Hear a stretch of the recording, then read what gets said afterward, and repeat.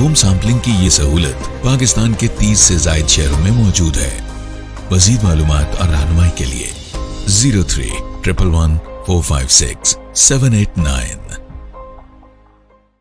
Chughtai lab लाए एक और आसानी। अगर लैब टेस्ट की जरूरत हो तो घर में रहें और मोबाइल ऐप या हेल्पलाइन से बुकिंग करवाएं, क्योंकि हमारा मुस्तैद और तरबियत याफ्ता अमला आपके घर पहुंचकर क्वालिटी के इंटरनेशनल स्टैंडर्ड्स के ऐन मुताबिक सैंपल कलेक्ट कर रहा है। होम सैंपलिंग की ये सहूलत पाकिस्तान के 30 से जायद शहरों में मौजूद है। मज़ीद मालूमात और रहनुमाई के लिए 03-111-456-789। चुगताई लैब लाए एक और आसानी। अगर लैब टेस्ट की जरूरत हो तो घर में रहें और मोबाइल ऐप या हेल्पलाइन से बुकिंग करवाएं, क्योंकि हमारा मुस्तैद और तरबियत याफ्ता अमला आपके घर पहुंचकर क्वालिटी के इंटरनेशनल स्टैंडर्ड्स के ऐन मुताबिक सैंपल कलेक्ट कर रहा है। होम सैंपलिंग की ये सहूलत पाकिस्तान के 30 से जायद शहरों में मौजूद है। मज़ीद मालूमात और रहनुमाई के लिए 03-111-456-789। चुगताई लैब लाए एक और आसानी। अगर लैब टेस्ट की जरूरत हो तो घर में रहें और मोबाइल ऐप या हेल्पलाइन से बुकिंग करवाएं, क्योंकि हमारा मुस्तैद और तरबियत याफ्ता अमला आपके घर पहुंचकर क्वालिटी के इंटरनेशनल स्टैंडर्ड्स के ऐन मुताबिक सैंपल कलेक्ट कर रहा है। होम सैंपलिंग की ये सहूलत पाकिस्तान के 30 से जायद शहरों में मौजूद है।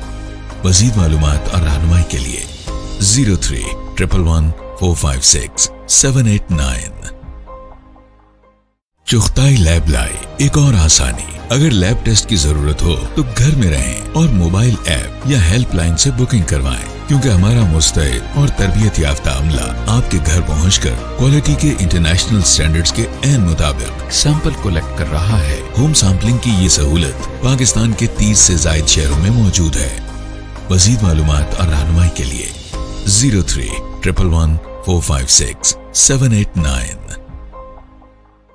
चुगताई लैब लाए एक और आसानी। अगर लैब टेस्ट की जरूरत। अस्सलाम वालेकुम। चुगताई हेल्थ केयर के लाइव सेशन की सीरीज़ के एक और लाइव सेशन में हम आपको खुशामदीद कहते हैं। मुझे उम्मीद है आप सब खैरियत से होंगे, एक दूसरे का ख्याल रख रहे होंगे और अपनी सेहत को प्रायोरिटाइज़ कर रहे होंगे।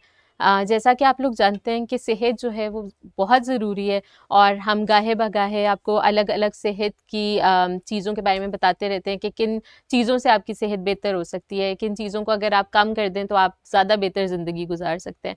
आज का हमारा टॉपिक भी सेहत के एक बहुत अहम टॉपिक ज़रूरत है जिसके बारे में हम बात करेंगे। और क्योंकि डायबिटीज़ का मंथ भी चल रहा है, डायबिटीज़ इंटरनेशनल डायबिटीज़ डे भी आने लगा है, सो हम डिफरेंट डायबिटीज़ से रिलेटेड टॉपिक्स पे बात कर रहे हैं। और आज हमारा टॉपिक है diabetes and heart diseases.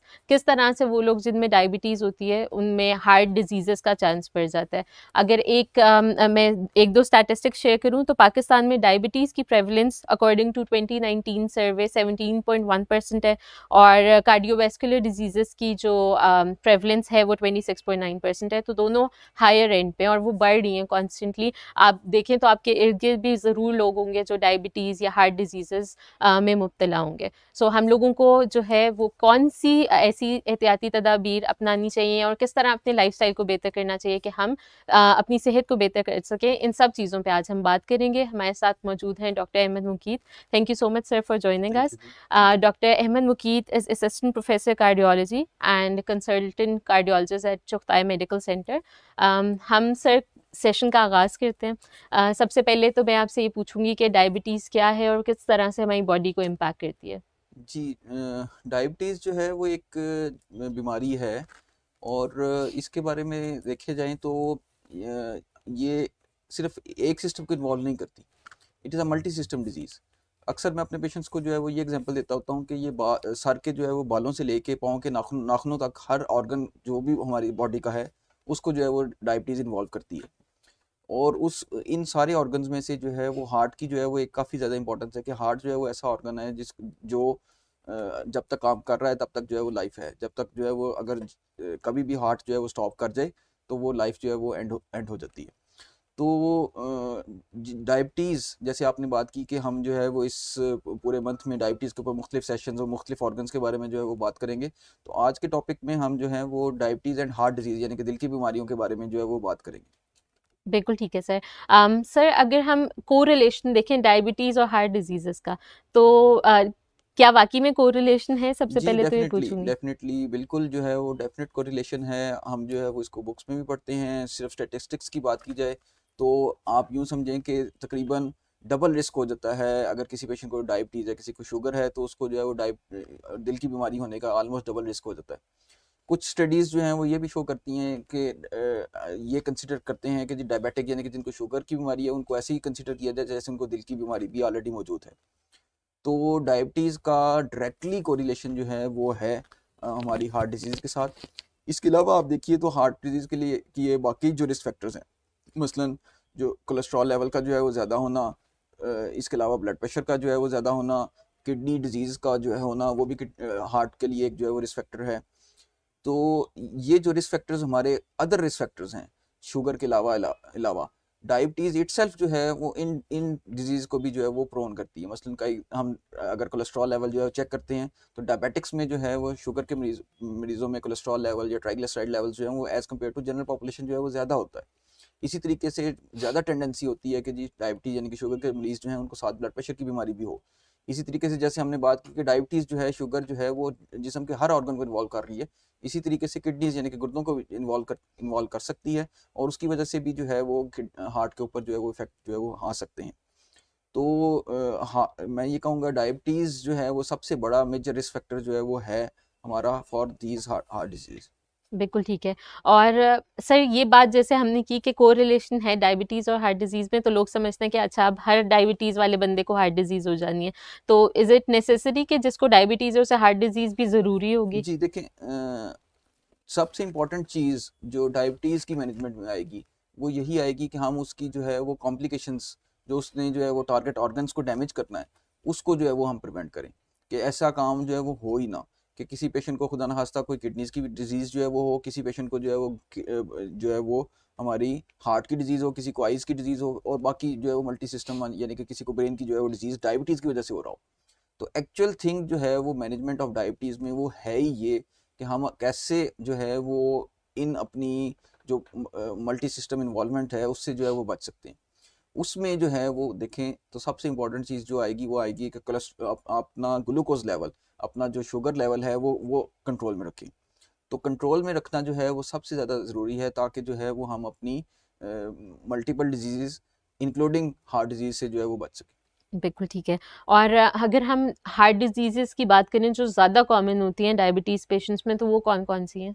Ji, diabetics specially जो है वो हमारे पास जो मिडल एज्ड में या ओल्ड एज में जो है वो पेशेंट्स आते हैं जिनको डायबिटीज़ है, उनमें सबसे जो कॉमन चीज़ है वो है coronary artery disease. Coronary arteries जो हैं ऐसी छोटी-छोटी स्मॉल जो है वो 3 से 4 जो है वो ब्लड वेसल्स होती हैं, जो हार्ट से ही निकलती हैं और अल्टीमेटली हार्ट को खुद को जो है वो सप्लाई कर रही होती हैं। तो हमें जो है वो पता है, जैसे मैं ये अक्सर बात करता होता हूँ कि जी अगर हाथ जो है वो मेरा काम कर रहा है तो इसी वजह से काम कर रहा है कि उसको जो है वो ब्लड सप्लाई जो है वो पहुंच रही है, या जो है किसी की कार है तो कार इसी वजह से चल रही है कि उसको जो है वो फ्यूल जो है वो पेट्रोल की सूरत में जो है वो मिल रहा है। तो इसी तरीके से अगर हार्ट भी तभी काम करेगा जब उसको जो है वो ब्लड की सप्लाई जो है वो पूरी होगी, रवानी के साथ होगी और उसका फ्यूल जो है वो हार्ट वो ये ब्लड सप्लाई है। तो अगर जो है वो उन ब्लड वेसल्स जिनको कोरोनरी आर्टरीज हम बोलते हैं उनके अंदर तंगी जो है वो शुरू हो, ठीक है, तो वो जो है अल्टीमेटली चल के जो है वो हार्ट ब्लड सप्लाई जब ब्लॉक होगी हार्ट की तरफ तो हार्ट मसल जो है वो डैमेज होंगे, जिसको हम जो है वो दिल का अटैक कहते हैं। तो ये लिटरेचर में मौजूद है और हम अपने पेशेंट्स में भी देखते हैं कि बहुत सारे डायबिटिक पेशेंट्स को जो है दिल की बीमारी जो है वो होती है। बिल्कुल ठीक है। और अगर हम बात करें सिम्पटम्स की, तो क्या डायबिटीज़ वाले लोगों में भी सिमिलर सिम्पटम्स होते हैं जो एक नॉर्मल बंदे में होंगे हार्ट जी, डिज़ीज़ हमने से हार्ट रिलेटेड? डिजीज़ के बारे में बात की तो सबसे इम्पोर्टेंट जो इसमें है इस्केमिक हार्ट डिजीज़ या कोरोनरी आर्टरी डिजीज़, उसके सिम्पटम देखें तो सिम्पटम जो है वो ये होता है कि पेशेंट कहता है कि मुझे चेस्ट पेन हो रही है। बिल्कुल। चेस्ट पेन जो है हार्ट डिजीज़ के लिए जो है वो कैसी होती है कि ये सेंटर ऑफ द चेस्ट में पेन हो सकती है, specially left side of the chest.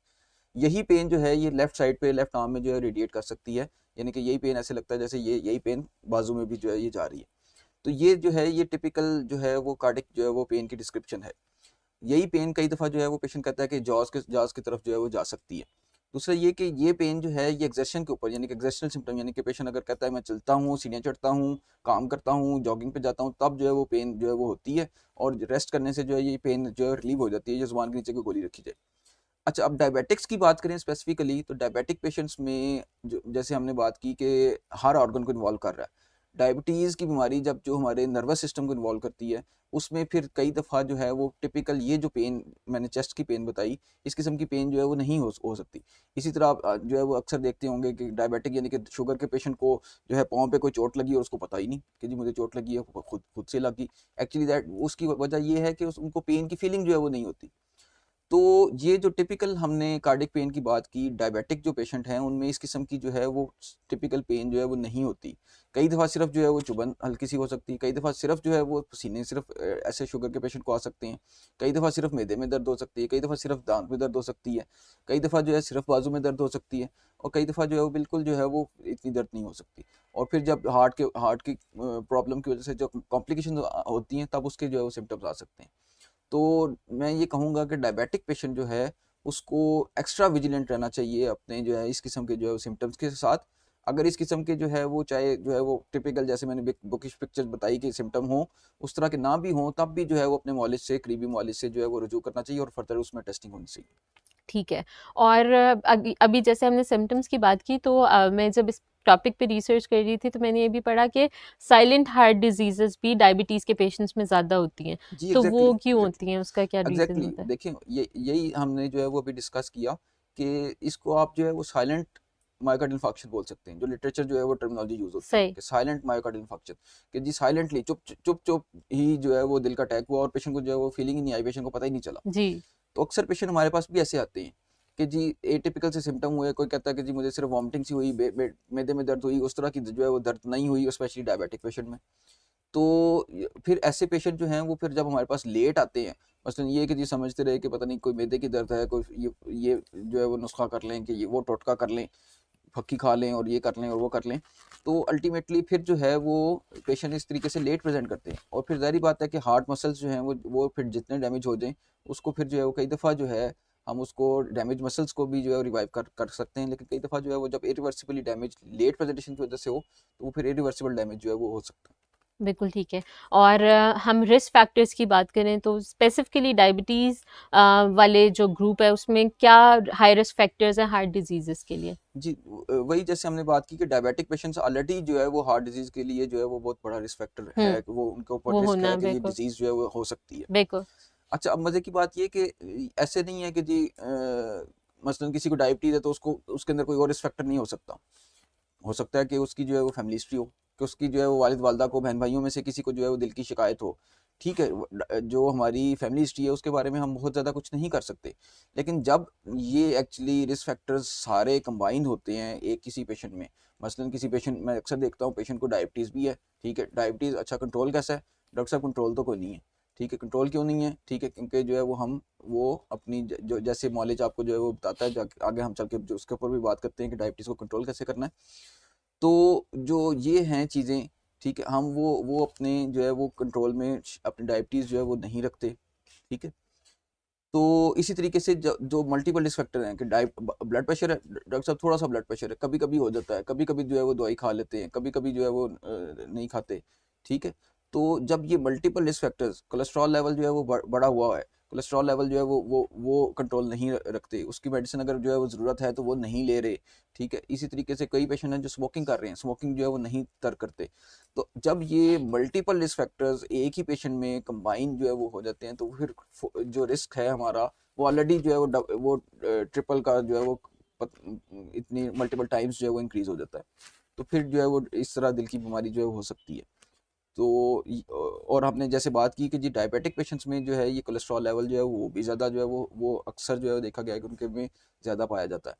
तो ये सिर्फ ऐसे नहीं है कि जी एक रिस्क फैक्टर है, बल्कि इसको जो है वो एक मल्टीपल रिस्क फैक्टर्स जो है वो लेना चाहिए। कई बिल्कुल। दफ़ा एक मेटाबॉलिक सिंड्रोम होता है। मेटाबॉलिक सिंड्रोम क्या है कि जी पेशेंट हम देखते हैं जी ओबेसिटी है, मोटे हैं, स्पेशली सेंट्रल ओबेसिटी के जी पेट इतने इतने जो है निकले हुए अपनी अब जनरल पॉपुलेशन में, स्पेशली पाकिस्तान और ईस्ट एशिया में देख लें तो बहुत सारे पेशेंट्स ऐसे जो है आपको पाए जाएंगे जिनका एब्डोमिनल गर्थ ही जो है ज़्यादा ओबेसिटी है, सेंट्रल ओबेसिटी है। इसी तरीके से साथ उनके डायबिटीज़ और हाइपरटेंशन भी कंबाइन हो जाए तो इस टर्मिनोलॉजी को हम मेटाबॉलिक सिंड्रोम कहते हैं। तो बहुत सारे पेशेंट जो है वो ऐसे भी हैं। बिल्कुल ठीक है। आपने बड़े डिटेल में सारे जो रिस्क फैक्टर्स हैं वो बता दिए। अभी जैसे आप बात कर रहे थे कि अब हमने इस डायबिटीज़ को किस तरह से कंट्रोल करना है और फिर हार्ट डिज़ीज़ेज़ को किस तरह से, जैसे आपने पहले भी कहा कि डायबिटीज़ के पेशेंट्स को ज़्यादा विजिलेंट रहना पड़ता है कि कोई भी हल्का-सा भी सिम्पटम है तो वो चले जाएँ जी फिज़िशियन के डेफिनेटली। पास। देखें वही जैसे हमने अभी बात की कि ये रिस्क फैक्टर्स जो है वो हमारे ट्रेडिशनल रिस्क फैक्टर्स हैं। हुँ, तो हमें जो है वो सबसे पहले जो है आइडेंटिफाई करना है कि एक पेशेंट में कौन सा जो है रिस्क फैक्टर है। हुँ, मसलन अक्सर पेशेंट हमारे पास दिल के अटैक के साथ आते हैं। पूछा आपको शुगर है, डॉक्टर साहब शुगर नहीं है। कब चेक की थी? जो चेक ही नहीं की थी। ठीक है, चेक जब की तो शुगर जो है वो 300 लेवल, 350 लेवल। ठीक है, तो they were first time diagnosed at time of heart attack. जब दिल का अटैक हुआ तब पता चला कि शुगर की बीमारी है। तो सबसे इम्पोर्टेंट जो है वो ये है कि हम पहले एक पेशेंट के अंदर आइडेंटिफाई करें कि कौन सा रिस्क फैक्टर्स जो है वो मौजूद है। मसलन किसी को जो है वो अगर डायबिटीज़ नहीं है तो कोई स्मोकिंग कर रहा है। स्मोकिंग जो है वो उसको छोड़ना तो सबसे आसान है। ठीक है, आल्दो जो है उसके कुछ ना कुछ डिपेंडेंसी जो है वो है, लेकिन जो है वो पेशेंट की जो है वो विल पावर के ऊपर है कि पेशेंट जो है एक दफ़ा इरादा कर ले कि हाँ जी मैंने आज जो है ये जो है वो तर्क कर देनी है। अच्छा, मैंने मज़े की बात आपको बताऊं कि हम जब देखते हैं कि दिल के अटैक के साथ पेशेंट आया और स्मोकिंग कर रहा है, हम जो है जब देखते हैं फॉलोअप पे, तो जब दिल का अटैक होता है तो उसके बाद पेशेंट जो है स्मोकिंग छोड़ देते हैं। सही। ठीक है, इसलिए कि वो वही बात हुआ कि उनको फीलिंग आई कि हाँ हाँ अब जो है वो मेरा नुकसान हुआ, अब मेरा डैमेज हुआ, तो मैं फिर आगे फर्दर जो है इसको कंट्रोल करूँ। और लेकिन कुछ ऐसे पेशेंट्स भी हैं जो बीच में जो है वो फिर भी स्मोकिंग जो है वो दोबारा कुछ अरसे बाद जो है वो दोबारा से शुरू कर देते हैं। तो ये जो हमें रिस्क फैक्टर्स हैं, फर्स्ट ऑफ ऑल हमें उनको आइडेंटिफाई करना है। बिल्कुल। अगर जो है वो सिर्फ डायबिटीज़ है और साथ हार्ट डिजीज़ है, तो डायबिटीज़ की मैनेजमेंट में सबसे इम्पॉर्टेंट चीज़ जो है वो पेशेंट और जो है वो अपना डॉक्टर, उसके साथ जो है वो राब्ते की इम्पोर्टेंस है। जो हमारी डाइट है, डाइट डाइट जो है वो उसको उसका बहुत इंपॉर्टेंट रोल है। उसका रोल कैसे है कि उसमें उसने पेशेंट जो हमारे डायबिटिक्स हैं उनको बहुत सारी ग़िज़ा ऐसी है जिसमें जितनी मीठी जो है वो हमारी चीज़ें आ गई, वो हम जो है वो डॉक्टर्स जो है वो मना करते हैं कि जिसकी वजह से जो है वो आपकी शुगर लेवल जो है वो फिर बहुत जो है वो अनकंट्रोल हो सकता है। तो सबसे इम्पॉर्टेंट चीज़ जो है वो हमारी डाइटरी हैबिट्स आएंगी। बल्कि रादर मैं जो है वो ये कहूँगा कि हमारे अगर आप ग्लोबली प्रेवलेंस देखें कि डायबिटीज़ की जो है वो और हमारे जो पाकिस्तान और इंडिया और सब कॉन्टिनेंट का जो है वो एरिया है, इसमें जो है वो डायबिटीज़ है ही इस वजह से ज़्यादा कि हमारे लोग जो हैं ये बहुत ज़्यादा ख़ाबों और इन इन चीज़ों का जो है वो शौकीन है कि क्या करते हैं। ठीक है, कि खाना जो है वो हमने ऐसे खाना जैसे पता नहीं जो है वो हम पहली दफ़ा जो है वो खाना खा रहे हैं या आखिरी दफ़ा जो है वो खाना खा रहे हैं।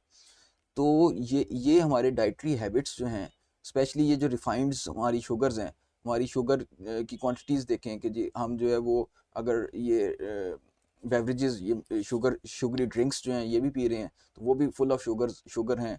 चाहे वो हमारे जो हैं वो कार्बोनेटेड ड्रिंक्स हों, उसमें भी जो है शुगर कंटेंट जो है वो बहुत ज़्यादा है। तो ये रीजंस जो हैं ये हैं डायबिटीज़ जो है वो करवाने की या उसको एग्रेवेट करने की। तो सबसे इम्पॉर्टेंट चीज़ जो है वो डाइटरी हैबिट्स। उसके लिए हमारे पास जो है वो चार्ट्स जो हैं वो फ्रीक्वेंटली मौजूद हैं, नेट आपके पास मौजूद है, उसमें आप जो है देख सकते हैं कि कौन सी जो है वो डाइट्स, कौन से जो है वो फल, कौन सी जो है सब्जियां जो है वो आपके लिए डायबिटिक पेशेंट्स के लिए जो है वो सेफ़ हैं और वो जो है ले सकें। दूसरा जो इम्पोर्टेंट फैक्टर है that is exercise and physical exertion. Exercise जो है वो हमारी डायबिटीज़ को कंट्रोल करने में मदद देती है। इसी तरीके से अगर किसी पेशेंट को ब्लड प्रेशर की शिकायत हो तो ब्लड प्रेशर को कंट्रोल करने में मदद देती है। अगर खुदा न खास्ता किसी को दिल की शिकायत हो तो दिल की शिकायत के साथ जो है वो कोलेस्ट्रॉल लेवल को कंट्रोल करने में मदद देगी हमारी वॉक या एक्सरसाइज। जो हमारी एसोसिएशन है, American heart association, it recommends के 30 टू 45 मिनट्स जो ब्रिस्क वॉक है, ये जो कोई भी डायबिटिक हार्ट डिजीज़ का जो है वो पेशेंट है तो उसको जो है वो करनी चाहिए। इसी तरीके से डायबिटिक पेशेंट्स को भी जो है वो यही है कि अगर जो है वो डाइट, एक्सरसाइज पे जो है वो करें तो इससे जो है वो समझें कि उनकी शुगर जो है वो आधी यानी कि 50% से ज़्यादा जो है वो कंट्रोल हो सकती है। इसके बाद फिर जो है वो हमारे पास जो है वो दवाइयों का जो है वो रोल होता है, जिसमें जो है वो डायबिटीज़ के लिए बहुत सारी जो है वो दवाइयाँ लेटेस्ट जो है वो भी मौजूद है मार्केट में, जो ओरल यानी कि गोलियों की सूरत में है। और कई पेशेंट्स ऐसे हैं जिनमें जो है वो हमें जब कंट्रोल ना हो रही हो टाइप 2 डायबिटीज़ जो अडल्ट ऑनसेट है, उसमें जो है वो हमें इंसुलिन की जो है वो ज़रूरत पड़ती है। कई कई पेशेंट्स डायबिटीज़ के जो है वो ऐसे भी हैं जिनमें टाइप 1 यानी कि पैदाइशी तौर पे जो है उनको शुगर की बीमारी है और वो तो फिर इंसुलिन के ऊपर ही आएंगे, उनको उनमें ओरल यानी कि गोलियों का जो है वो कोई रोल नहीं है। तो ये मेन जो है ये हमारे स्टे ऑफ ट्रीटमेंट है कि हमें जो है वो अपनी डायबिटीज़ को, शुगर को जो है वो एतदाल में रखना है, हमारी जो कोलेस्ट्रॉल लेवल जो है उसको कंट्रोल में रखना है, हमारे रिस्क फैक्टर्स को कंट्रोल में रखना है, और जो हमारे डाइटरी हैबिट्स हैं वो ऐसे ऐसे हम लें कि जी हम सब्जियां खाएं, फल फल खाएं, ठीक है, और जो हमारे ये स्वीटेंड फूड है, बहुत ज़्यादा मीठे फूड हैं, रिफाइंड शुगर्स हैं, हमारे बहुत ज़्यादा मीठे जो जूसेस हैं, ठीक है, बहुत ज़्यादा जूस मीठे जो हमारे ये बेवरेजेस हैं, इनसे जो है वो हम अवॉइड करें। अपनी फ़िज़िकल एक्सरसाइज को जो है वो ज़्यादा से ज़्यादा अपनी डाइट में अपनी हैबिट्स में शामिल करें, तो इंशाल्लाह हम जो है वो डायबिटीज़ को वाकई ही जो है वो बीट कर सकते हैं।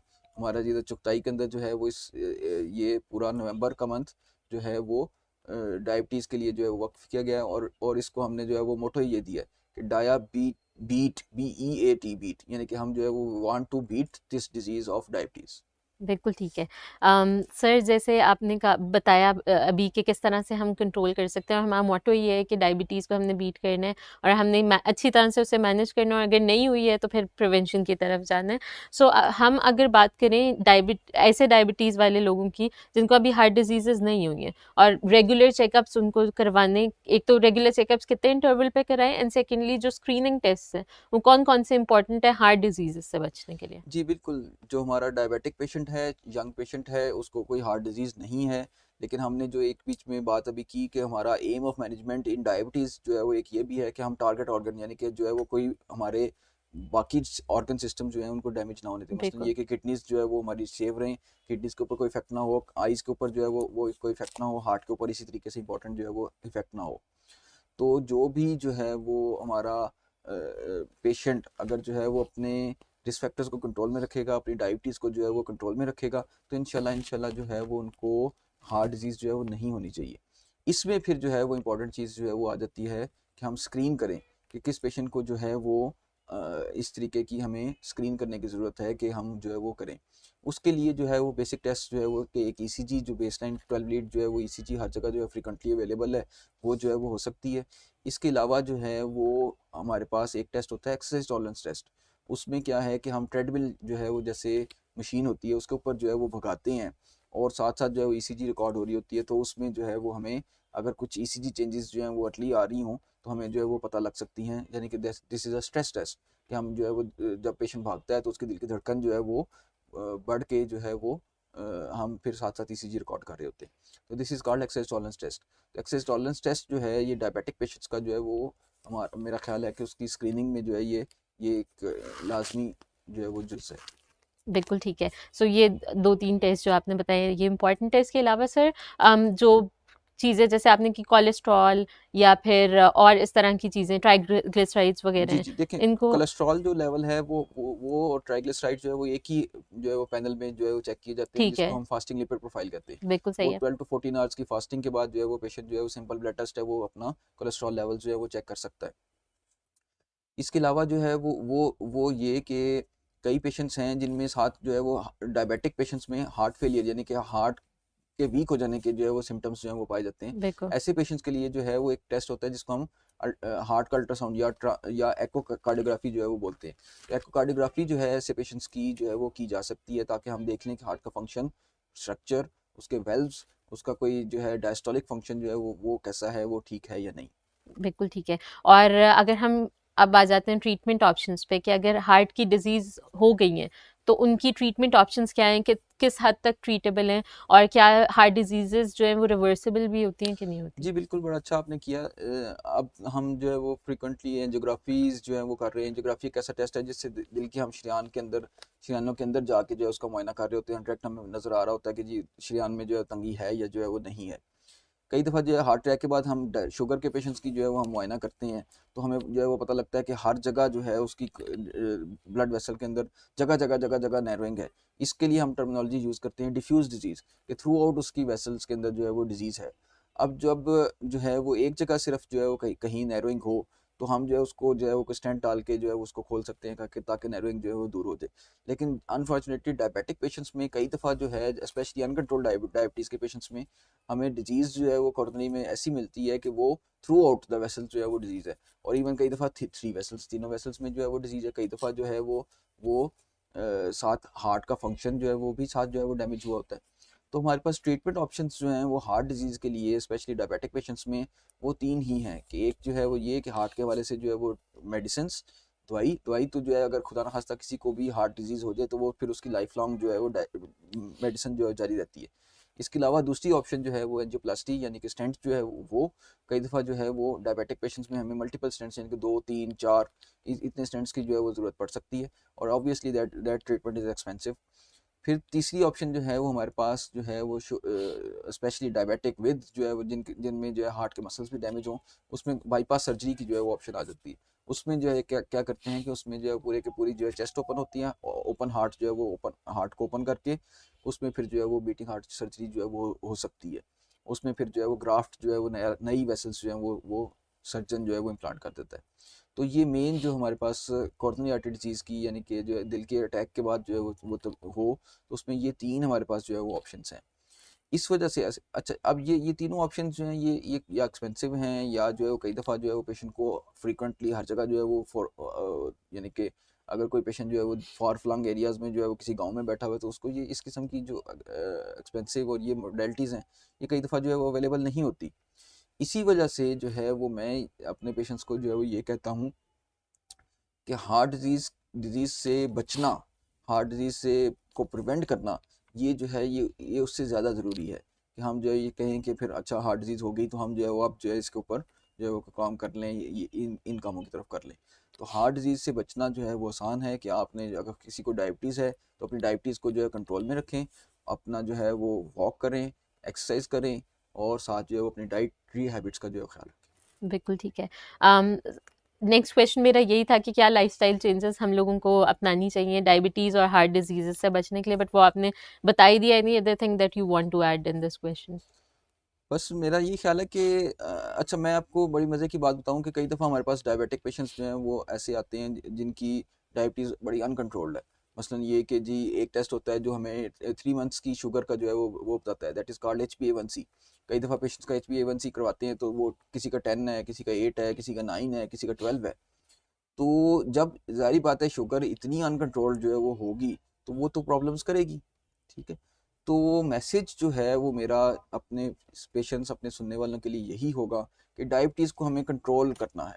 डायबिटीज़ जो है अंडर कंट्रोल रहे तो इंशाल्लाह जो है वो हमारे ऑर्गन्स जो हैं वो डिफरेंट जो है वो बचे रहेंगे, ताकि जो है वो हम फर्दर इन कॉम्प्लिकेशन से जो है वो बच सके। इसमें जितना जो है वो आपके डॉक्टर का रोल है, इतना ही आपका भी जो है वो रोल होगा डायबिटिक पेशेंट का। और उसके लिए जो है वो जहाँ पे हमारी हेल्प की ज़रूरत हो, वी आर अवेलेबल, ठीक है, वी आर अवेलेबल। और ठीक है sir, thank you so much for joining us today. I think बहुत सारे हमने important aspects of diabetes and heart diseases को कवर कर लिए, और आई होप जितने लोग सुन रहे हैं उन सबको भी बहुत फ़ायदा हुआ होगा, पता चला होगा कि किस तरह से उन्होंने अपने डायबिटीज़ को मैनेज करना है, हार्ट डिजीज़ेस को मैनेज करना है। आप लोग जो सारे हम लोगों को आज देख रहे हैं, if you have any feedback आप ज़रूर कमेंट कीजिए नीचे, और हम कोशिश करेंगे कि फ्यूचर में इन सेशंस को और बेहतर बना सकें। आपके लिए हमारे पास तमाम सर्विसेज सेहत से रिलेटेड मौजूद हैं। सो आप हमारे यूएन पे कॉल करके उन सब से रिलेटेड इन्फॉर्मेशन ले सकते हैं, जो है 03111456 789। इसी तरह डॉक्टर अहमद मुकीद से अगर आपको कंसल्टेशन चाहिए तो आप इसी नंबर पे कांटेक्ट करके अपॉइंटमेंट भी बुक करवा सकते हैं। हम लोग आज का सेशन इस चीज़ पे ख़त्म करते हैं कि हम सब एक दूसरे का ख्याल रखेंगे, और सबसे बढ़ के अपनी सेहत का ख्याल रखेंगे। और स्पेसिफिकली वो लोग जिनकी डायबिटीज़ है या जिनको हार्ट डिजीज़ हैं, वो आज ये वादा कर लेंगे अपने आप से कि वो अपनी ज़िंदगी को चेंज करेंगे और उसमें इम्प्रूवमेंट लेके आएंगे, ताकि आप लोग सेहतमंद रह सकें। हम इंशाल्लाह दोबारा आएंगे एक और सेशन के साथ आप लोगों के सामने। सो अपना ख्याल रखिएगा।